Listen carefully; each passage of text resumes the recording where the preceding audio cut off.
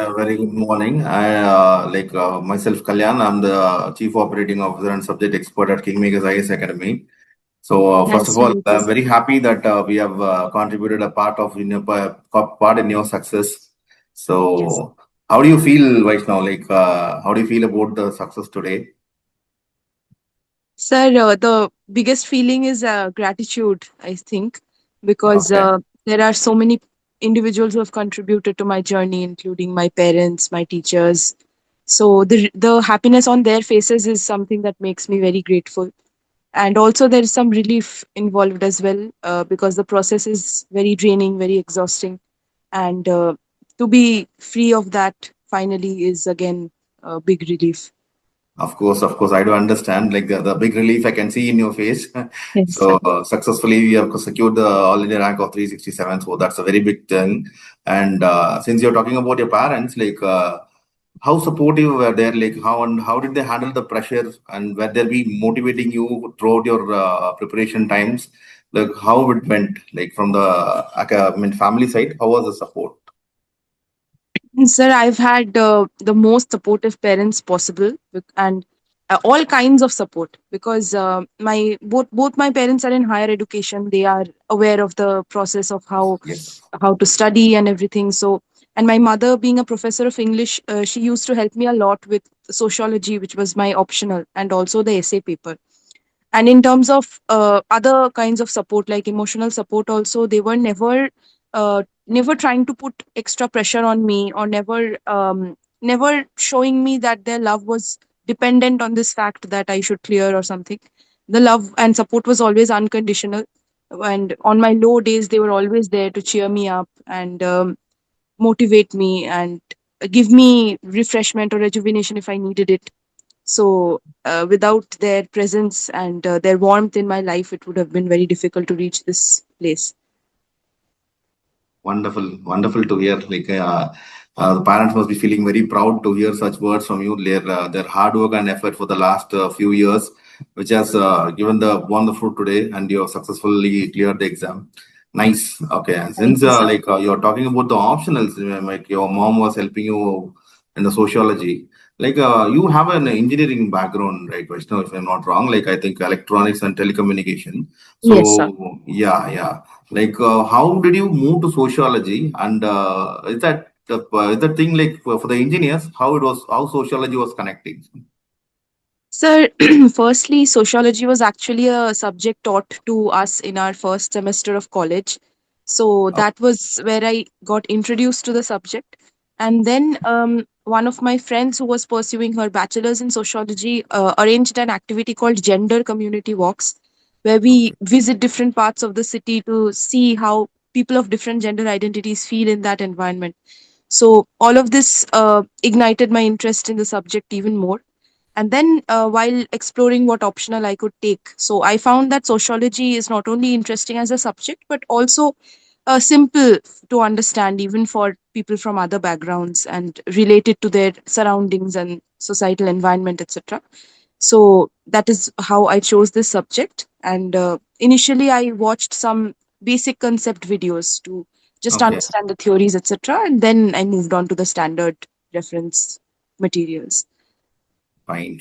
That was nice. And one more thing which I wanted to ask you is that uh, yeah, you said about the optional. So for an engineer, basically, it doesn't matter. Like sociology was introduced in your college days itself, so it was very comfortable for you. Okay, so if a beginner wants to start today, like considering yourself to be a beginner today, if someone wants to start today, what should be the first three steps you will tell them to follow? Because today you're a topper, but when you started, if you're after a duration of time, we'll be feeling, oh, if I would have known this when I started, it would have given me an edge before it, and I could have cleared the exam before itself. So, what are the three things, any three things which you wanted to tell to the beginner who's going to start this preparation, maybe today or tomorrow? So the first thing would be to just get a basic grasp over the concepts, which I did through the YouTube videos of sleepy classes. They are there for both paper one and two, and very simple in a lucid manner. They have explained the theories. The basic understanding is given very well.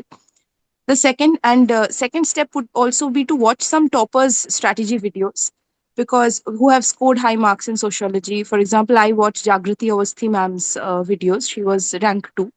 So from that I understood that it is not I mean, that feeling of being overwhelmed, that we have to study so much, etc.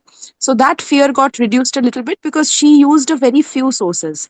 One lecture series, the Nitin Sangwan book, one other reference book. So that was it.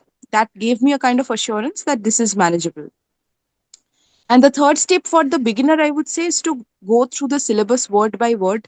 And also, the last 5 years PYQs, just glance through them to get an idea of what kind of questions are asked, and also to go through a few topper copies. Because I feel that firstly, we need to have that assurance that this is not something extraordinarily difficult. So once we see what is actually to be done through the questions, through the sample answers, it kind of breaks that fear and makes us feel that with practice, with effort, we can also reach this level. Very nice, very nice. Like, because many people, what they miss is the strategies, what they've been for the toppers have been following. So that was a wonderful thing. So as you said, like we have to follow the what we have to learn from the mistakes of others and the successful Yes. stories which we follow. That gives us the success very quickly. Okay, that's Yes, sir. fine, fine, fine. And one more thing which I wanted to ask is that like, what is your study routine right now? Like in a day, like how do you split your preparation time? Because as you said, like we have to follow the topper strategies. So today you're a topper, so we have to know what you have done to reach this level. So that will be helpful for our students as well. Sir. Sir, of course, everyone's schedules vary a little bit, but for in my case, I was always someone comfortable studying a bit late into the night. So I Okay. woke up a bit late in that sense. I woke up around 8:30, and from I divided my day into about 4 slots of study. Like from 9 a.m. to 1 p.m. was my first slot. Then from 1 to 2, I took a break with lunch and all that. From 2 to 5 was my second slot. 5 to 5:30 again I took a break. 5:30 to 8:30 again third slot. Then I took a break for dinner, etc. 8:30 to 9, or a bit more than that. Then 9 p.m. to 1 a.m. would be my last slot. And I would also arrange my day in such a way that the heavier subjects or heavier topics, which are a bit difficult or complicated, would be something I'd pick up in the morning, because that's when our mind is the most fresh. And subjects that require a bit less of attention, matlab, a little less of difficulty level. So, for example, current affairs, we can simply sometimes read and skim through. So, that I would keep towards night. And in between, I would take some breaks as well. This was how I managed.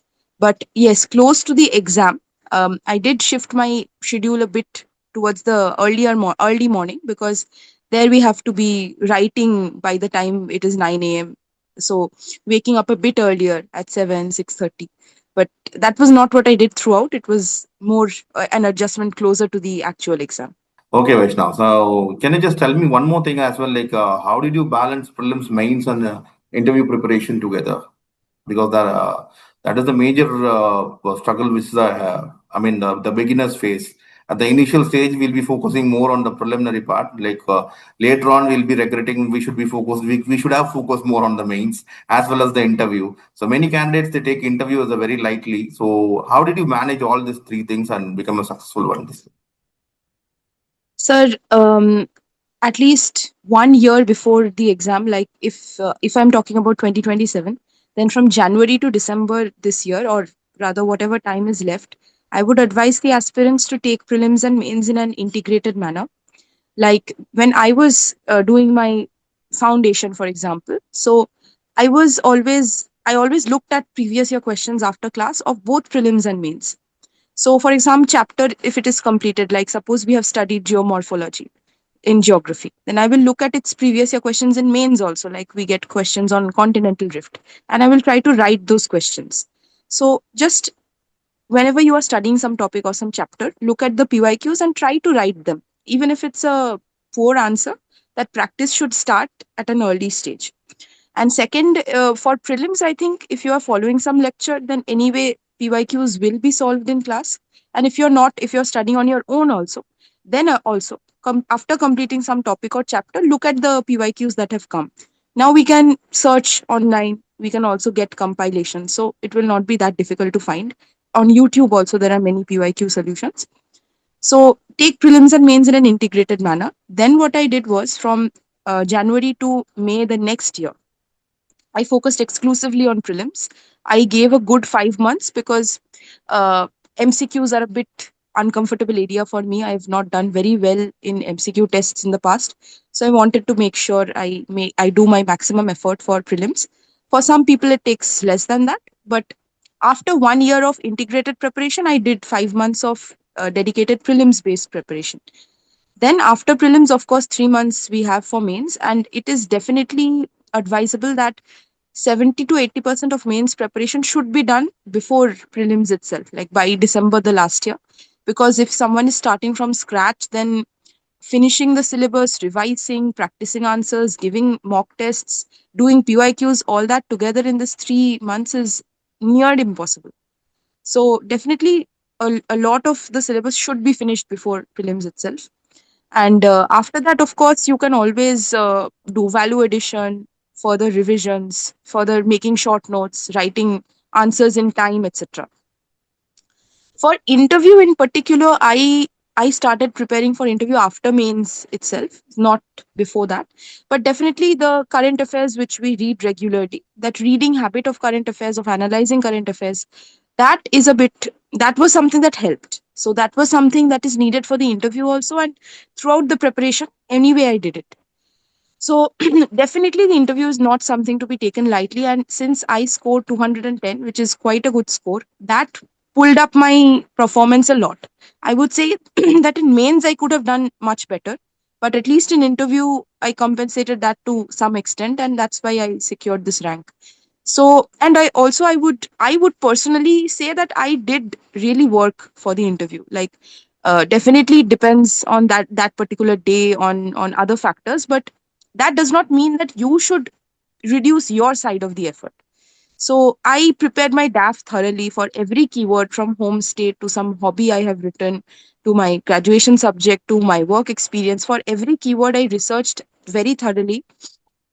Also, since my interview was on the last day, that is 26th February, I got the time also. So I researched, then whatever I wrote down, I made notes and all. I also used to speak that out in the form of answers, like sample question answers I used to prepare. What can be asked from this area? So that I used to speak out, I used to record in my phone. Then I had a peer group of six friends, and we used to take our interviews every day. Matlab, one friend is the panelist, one friend is the interviewee, and the others are the panelists. So we will take our interview every day. That again give us a practice of speaking. And of course, I gave about 5 online and 5 offline mock interviews also, which again were helpful to simulate the exact environment of the personality test. So it is important to take the PT seriously, to prepare your DAF, to be very thorough with current affairs, to practice speaking. So all that will definitely reduce your fear and uh, help you get a very good score. Nice. Yeah, that was wonderful. The main thing which I wanted, which was surprising and new to me, was that like you had a peer group which you can simulate a mock. So that was a Yes, wonderful thing, because like that's going to be a very they'll be giving you the brutal feedback on what is required from you and what is missing. So that is a wonderful absolutely. one. Yeah, sure, sure. And as well as the offline and online mocks would have been a good simulator for you. And how was Yes, your sir. interview actually? Like, can you just, in a few words, tell me about your experience in the interview? Like, how was the panel? Like, on what kind of questions were asked to you? And was there a connectivity between you and the panelists? Like, how did you develop it? So that would be more helpful for us. Yes, sir. So my interview was with the Raj Shukla sir's panel. So Oh, initially, I mean, of course, every aspirant while walking into the room will have their heartbeat going faster, and so all that was there. But I tried to calm myself by chanting some prayers, etc. And I also tried to keep a smile and a very cheerful kind of attitude throughout the interview. So I think that worked in my favor. The questions asked were a mix of general, I mean, kind of random questions, and also a lot of DAF based questions. For example, Raj Shukla sir asked me a lot of political type of questions, like the state of politics in India, declining debates in the parliament, center state differences. So, being from West Bengal, that naturally came up, differences between central and state government. Then the other members mostly asked from my DAF itself. Like I had poetry, I had written a poetry book, so I got a lot of questions on poetry, Rabindranath Tagore. Then I also had sociology as optional. So some questions on changing social attitudes and reducing tolerance in people towards others, etc. Then gender community walks was one of my hobbies, which I mentioned earlier. So I got questions on that, that what I do in these walks, how are these helpful. Other than that, from I had published a paper on digital connectivity. So I was asked about what exactly I wrote in my paper, and I was asked about Starlink, the new satellite player which is coming into India, how it will affect our other telecom players. So they were intelligent questions, but also some questions on expected lines because they came from DAF, and some very controversial questions where I had to be very careful, like questions on how do you feel about double engine Sarkar and all. So I think what worked for me was firstly maintaining a calm and cheerful attitude. Secondly, trying to give genuine answers so that in some questions, in fact, I disagreed with the interviewer. So if everywhere you say yes and nowhere you give your original opinion, that again is makes you look a bit robotic and mechanical. But also give it in a very polite and a very dignified way, not as a strong disagreement or something. So I think disagreeing genuinely helps. Sometimes it shows that you are not always accepting what the other person is trying to say. And also, since I had researched well on my DAF, so the DAF related questions I could handle well. And connecting with the interviewers, I felt that the especially while discussing poetry, that connection really happened, because then one of the interviewers was suggesting me their favorite poems and their favorite poets. So that was very nice, that it was being suggested in a very friendly manner, that you can read that, you will like this. So yes, that is how my interview went about. Nice, very nice. So no wonder you got a score of 210. That obviously whatever we have said, like I can simulate what would have happened inside the room. And as you said, like there was a good connectivity as well. And no wonder Kingmaker students, like many of them, got 200 plus, and we are very happy that we have supported you with interview preparations as well. Of So course, sir. Thank yeah, you. thank you so much. And just two more questions. Like I just wanted to, ask from you. Maybe was there any low point in your preparation? Like obviously everybody, because this is not your first attempt, I do know that. Like how did you, overcome those failures, and how did you bounce back from your failures? That is going to help a lot of people, because nowadays there's the tolerance limit with the aspirant community is very less. Nobody is ready to face the failure. So how did you overcome that failure, and you how did you bounce back to get to this rank? Yes, so there have been a lot of turbulent periods in this preparation. Especially the worst phase was probably after I did not clear my first prelims.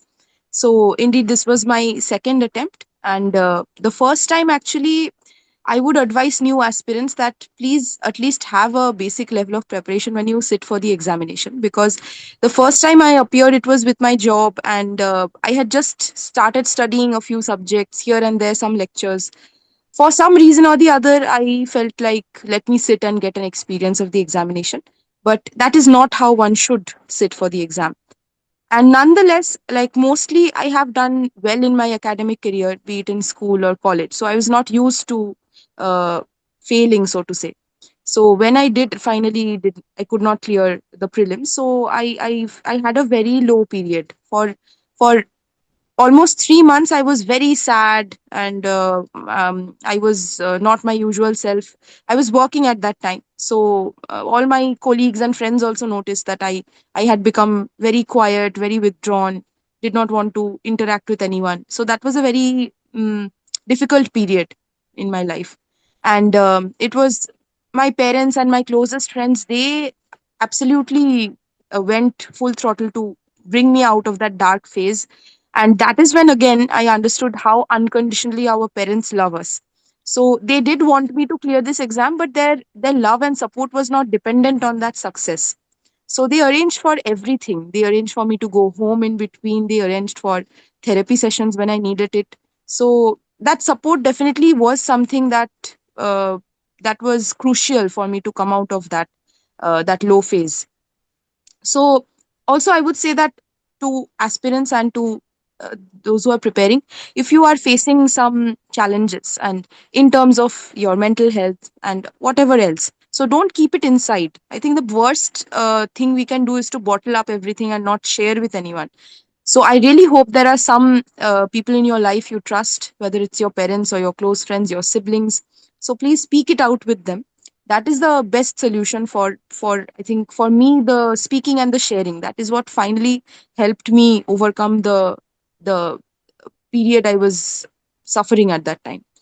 After that, simply I basically analyzed what had happened, and so honestly looking at it, I realized that I had not even done a basic preparation. I had just sat down for the exam. So um, that is not how one should sit for the exam. I After that I took a very systematic approach, completing all the subjects, all this, going through all the steps of revision, answer writing, mock tests. That is when I so in fact I describe this as my first proper attempt, because Okay. that was so again, that is something. And another thing is that it is very true that even well prepared candidates do not succeed sometimes.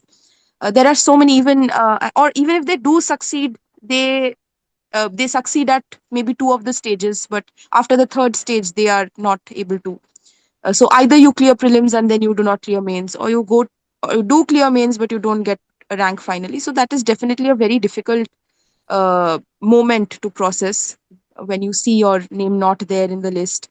So although I do not have that exact experience, but there are so many toppers who have gone through that. And basically I think it's finally about how much you want this outcome, how much you really want to be in the civil services, and no matter what comes your way, you are ready to process all that and get back in the journey, in the cycle. So again, it's very individual, it's dependent on the student also.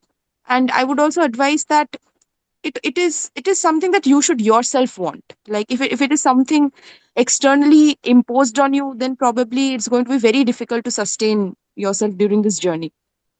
So if it's a something you really want, then after a low period or after a phase of sadness, you will find that strength again to get back.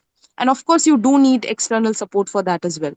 So it is important to be ready for that period, that low phase. But again, it's also possible to come out of it, is what I would say.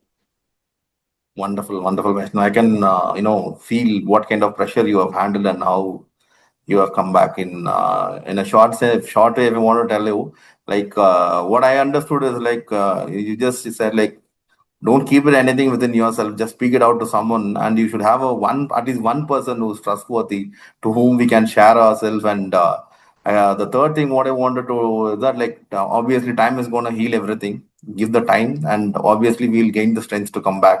That's a wonderful thing. That is what most of the aspirants and most of the serious ones, they miss out. So that is the reason they don't bounce back, and we miss a lot of wonderful candidates in those things. So that was a nice one. So Thank you, sir. another question, Vaishnav, like you had many extracurricular activities like writing poems, and then like you were interested in music also.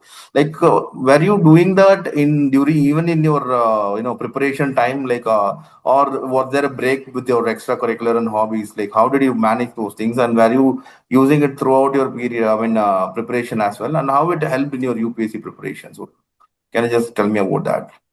Sure, sir. Sir, initially, when I started preparing with my job, I actually at that time gave up on almost everything. So I did not pursue any hobbies. I did not make any new friends. So that was a period where I again became completely isolated and everything. But that is not a healthy way to prepare, I would say. So you do need some refreshment after a long week of studying every day. So you do need some area to refresh yourself. You need something to keep you going. So after that initial period of of following this kind of an unhealthy preparation, I tried to follow a more balanced routine. And also, since I ultimately resigned and started preparing full time, I got the opportunity to do that also because I did have more time at my hand. So, for example, during the day when I described how I planned my day, so in between I sometimes used to take these breaks of half an hour, 45 minutes. So during that, I used to do something like maybe I did rivas for some time and then sing something, or I could just read some poem, or I could try to write something. So I just tried to use these breaks instead of like doom scrolling or watching a lot of videos on YouTube or something.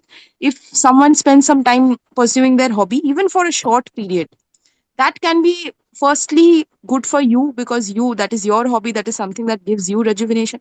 And secondly, later when at the personality test you have to write your extracurricular activities, that hobby becomes something you have genuinely done rather than picked up just before the interview or done in a very superficial way. So no matter how much we research or no matter how much like extra information we consume, if we have not done that ourselves, then it is very difficult to speak about it in a genuine manner. So these hobbies like writing, and in fact, in January 2025, I also published a poetry book at the book fair.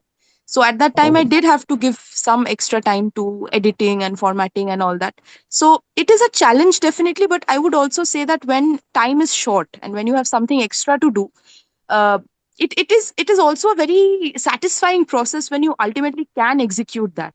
So like I planned my day in such a manner that get to study 10 hours, and still after that I can give 1.5 to 2 hours for this poetry work, for editing, etc. So it was definitely a very hectic period, but again it was very enjoyable also because ultimately I did manage to do that. So it is a bit about your planning the time efficiently, and also a bit of compromise on other things. So that is how I did something or the other. Like I did not entirely stop pursuing my hobbies throughout my preparation. And of course, after the mains and during the interview, I also, that was a very enjoyable process because while researching on these topics like music or poetry, I got to know about many more things which I was not aware of, new poets, new genres of music. So it was a very pleasant experience to prepare like that. nice.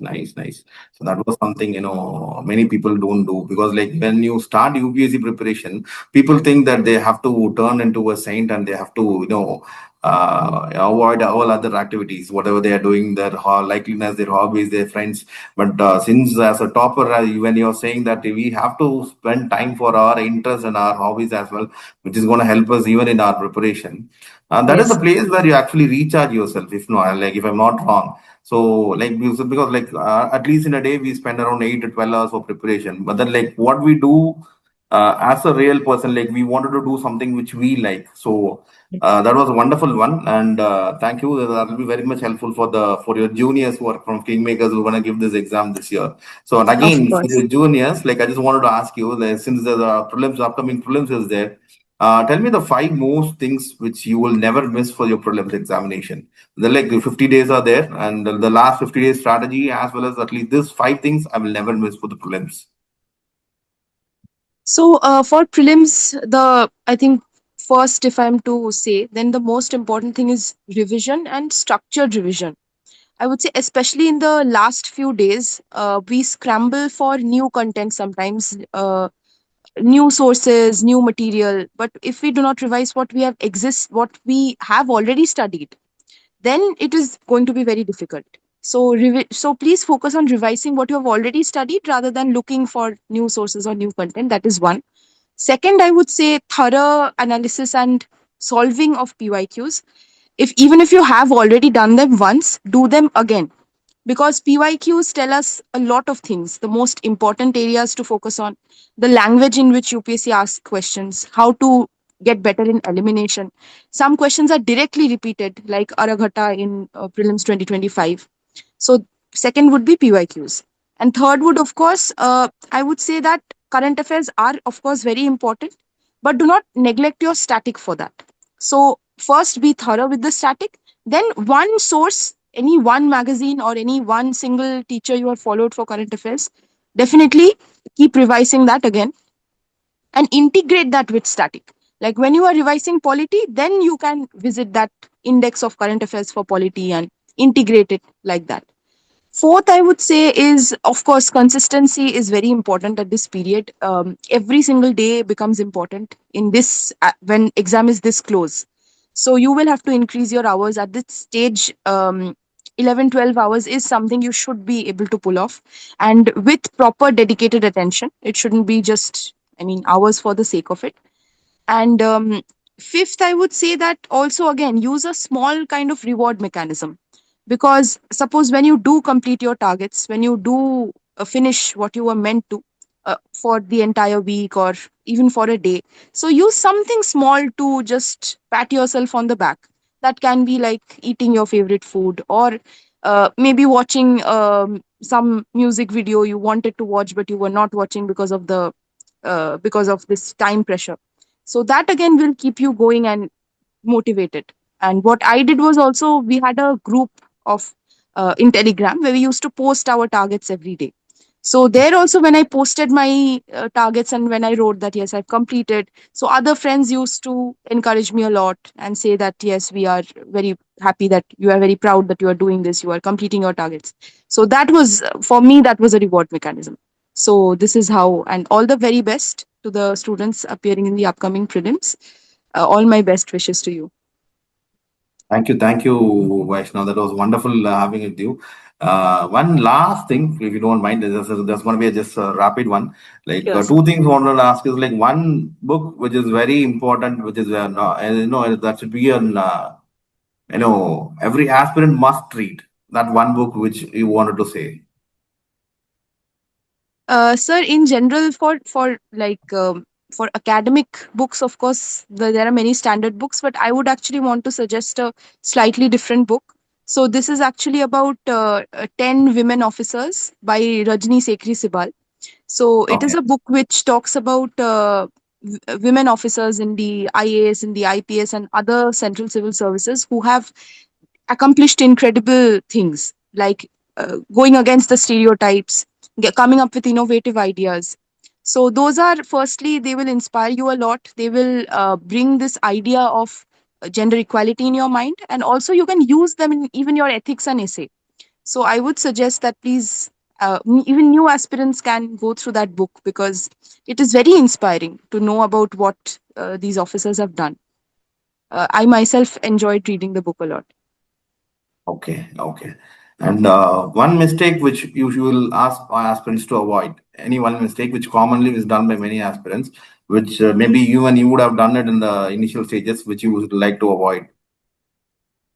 So this, I would say, is the multiplicity of content, because at least in the initial stage when you are just building your basics, so at that stage it is more important to retain the one source you are studying rather than looking for extra content and extra sources. So at least in the first year of your preparation, if you have chosen one source or one particular institution, then make sure that their content is something you remember and retain before looking for new sources, etc. Of course, later you can do value addition, you can enrich your content, but at the initial stage, choose your source wisely and then please stick to it and revise it many times. Okay. Okay. Fine. Okay, Vaishnav. Thank you so much. So it was a wonderful, interacting with you, and we're very happy that we got Kingmakers IS Academy has been a contributor to your success. And on behalf of Kingmakers IS Academy and our director Bhuminathan sir, I wish you a great success as a bureaucrat in the process of nation building. Thank you so much, and hope we have your support and like your guidance for our. Students of Kingmakers IS Academy, and do visit Kingmakers IS Academy, like our academy, when you come to Chennai. Uh, Of course, sir. Thank you yeah, again. I would also like to thank Kingmakers IAS for helping in my interview journey, and for also giving me the platform to share my experience and my strategy, and to all the teachers who were there in my DAF session during the personality test preparation. So I'm very grateful to Kingmakers IAS, and will definitely visit and also try to help the students of the institution in the future. Thank you so much, Vaishnav. Thank you. Thank you, sir.